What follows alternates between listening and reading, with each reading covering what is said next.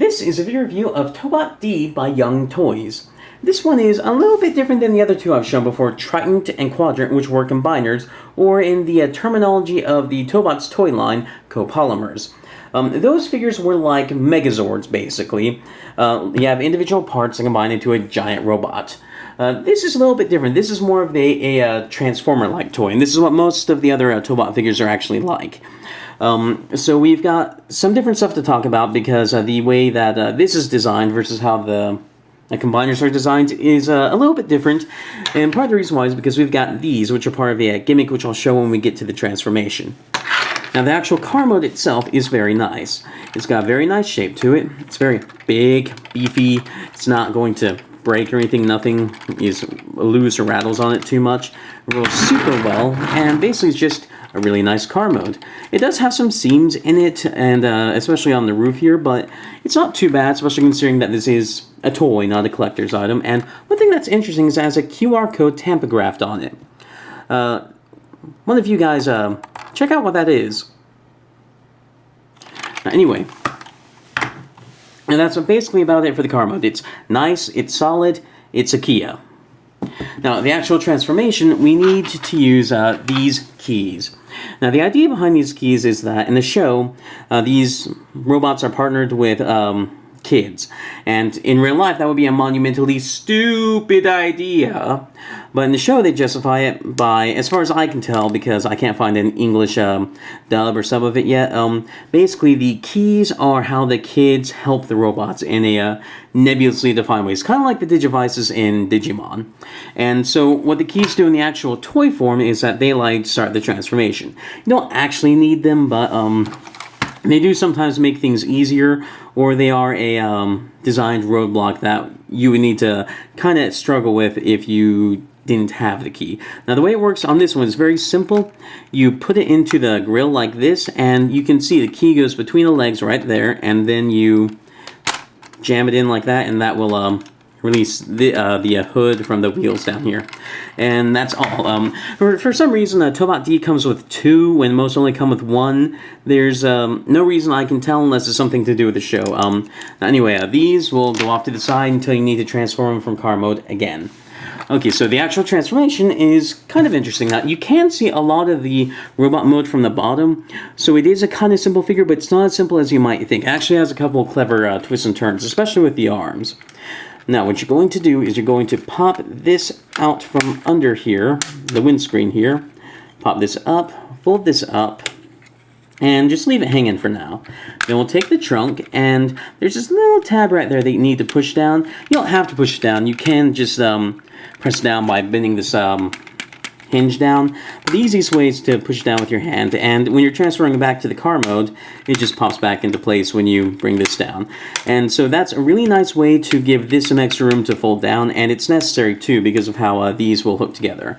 And what you're going to do is you're going to make sure that these little overhangs here with the screws will end up under or over this right here, and that's going to help keep all of this kibble together and not in a way, basically making it barely kibble. It's very well done. We'll see when we get to the finished product. Now that we have that out of the way, we need to pop the doors away from the wheel sections here. So pop it from the front and the back. That one happened a bit easier because usually I have to fight the front and then go to the back because there is a tab right there and a clip right there, a tab right there, and a clip somewhere in there. Anyway, what we're going to do is we're going to take this wheel section, pull it back, and what that does is it just brings that shoulder bit up a little bit. And then what we're going to do is we're going to turn the arm out like this, while at the same time rotating the arm like this. So we are going from like this to like this, and we're bringing it all the way up like this. And lots of stuff will crash into other stuff. It's a bit easier if you're not doing it on camera though. And then what you will do is you will take this, swing it down, and it won't peg into place, but it will ratchet into place. And I'll talk about that a bit more when we get to the actual robot mode. It's annoying, but it's not as bad as it could be.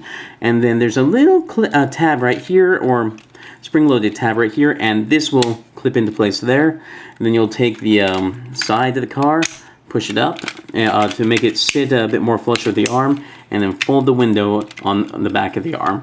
And then we'll do the same thing to the other side. So pop this up, bring this around like this. Then we will bring this down, pop it into place, pop this back, and bring that back.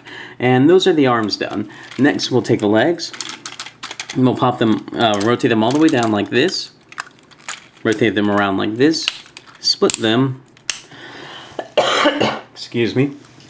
And then we'll take the feet, rotate them all the way up, and then down two clicks. And the reason why is because the all the way up position leaves his toes angled up a little bit too far, and it makes them not balanced quite right. Let's see, did I get two? One, two. Yep, there we go. And if you put them down two from the most extreme position, that will make sure that this is the most straight on the leg, because what happens is that it's a little bit curved like this, but mirrored. What happens is that the way of the figure will press this down and then make it very flat. So that will keep him standing upright exactly as it needs to be. Now to finish this off, we're going to hook this back together like I showed you earlier. Push it onto his back, and then there's a little clip right there and a tab right there. You'll bring them together like this. And this is Tobot D all transformed. And I love the car mode. I really like that transformation, and I think the robot mode actually looks really good. It's not the best robot mode ever. Some of the other Tobots have much better looking robot modes, but considering this is supposed to be like a detective character, like he even has a Sherlock Holmes hat motif going on, I can accept this. He's not supposed to look like a knight or anything impressive. He's supposed to be a detective, and it pulls off pretty well. I mean, I can buy that he's a detective, although the only thing that really screams detective is the actual hat there, but that's kind of enough. Now for articulation, the arms can rotate around 360, then go in and out one click. That's as far as they go. They bend quite a bit, and they can rotate above the elbow like that. The head can rotate left and right, but because the eyes light up, so there are electronics in the head, it's somewhat limited. Legs go forward, backwards, in, out, bend a lot at the knees, and if you want, I've already showed that you can bend the toes. You can get a waist swivel going on a little bit, but it will bump into the stuff back here. And that's about it for the articulation. Now, one thing I'm sure you might be thinking is that, hey, doesn't this ever get annoying how that doesn't actually clip into place? And it can a little bit, but the thing is, well, this actually ends up being a bit more annoying because this clicks out into place, but sometimes just moving it will go back in. So the way that the arms are mounted can be kind of annoying. This ends up not being as annoying as it seems like it would be in concept, and that's because gravity pulls it down a lot, so it's rarely a problem, and it's still ratcheted into place, and it's a pretty strong ratchet. It's just, this isn't quite as strong as I would like it to be. But otherwise, that's about it for the actual toy form itself. This figure does have electronics, and to turn them on, we will press this red button right here.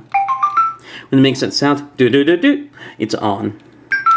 When it makes that sound, do-do-do-do, it's off, so turn it on, and the way it works is that anytime it detects any kind of a shock, it will start talking. So the easiest way to do this is just to turn the arm ratchet. So the eyes will light up and it'll say something in Korean.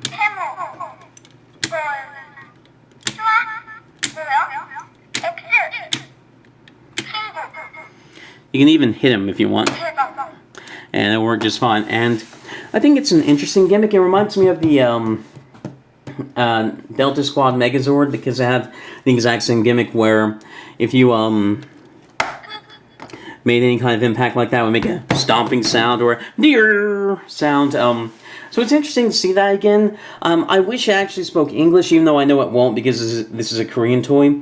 I feel like this might really add something to the toy if it were a language I can understand, but as it stands, it's not something I really know how to appreciate right now. But anyway, this has been Tobot D. It is a nice toy, but that's kind of the problem. To import this, you're basically going to have to pay as much as you would for a low-end collector's item, and I don't know if he's worth that much money because he is just a toy. He has some flaws in the arms that kind of bring him down a little bit, even though they're not as bad as they seem. And ultimately, he's just a good toy. That's all he is. If he is not exactly what you want in a toy, then there are cheaper ways to get as much satisfaction as this guy will give you. Like any Transformer figure, like this might cost you between 40 to $80 to import, depends on the kind of deal you get. You can buy a bunch of Transformers for that same amount and get just as much satisfaction. So I like this. This is exactly what suits me. So it's exactly what suits me. I like it, but I'm having to make a separation between good and worthy of importing here. So keep that in mind. If this is not exactly what you want, I would look for more local options, or for collector's items, like a Soul of Chogokin figure. Anyway, yeah, and that's about it for this figure. He is just kind of like the epitome of what's wrong with Tobots as an import line, which is there are better things to import. Whereas if this were a local line, it would be great. It would be a wonderful local line. It's just, if you don't live in Korea, you don't get that. Anyway, this has been a video review of Tobot D. I reviewed Transformers, Power Rangers, Digimon, Macross figures, lots of stuff like that. If any of that sounds interesting, please subscribe. I've got some links in the video description down below, a Facebook link and some playlists. Check those out, and thank you for watching.